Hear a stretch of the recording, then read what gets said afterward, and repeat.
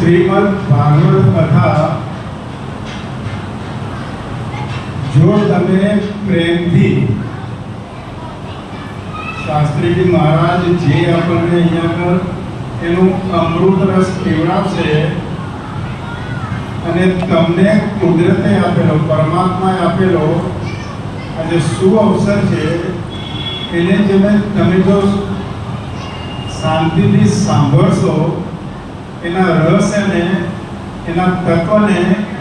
ગ્રહણ કરવાનો પ્રયત્ન કરશો તો આ કથા નહીં રહે, પરંતુ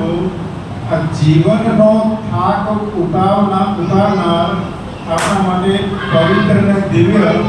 અવસર બની છે. આ સ્વરૂપમાં અહીંયા જ્યારે શાસ્ત્રીજી મહારાજ આપણને એનો તત્વાર્થ, એના રસો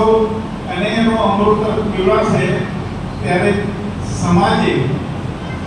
જે પિતૃ મોક્ષ માટે અને પિતૃના આશીર્વાદ મેળવવા માટે, સર્વજન હિતાય માટે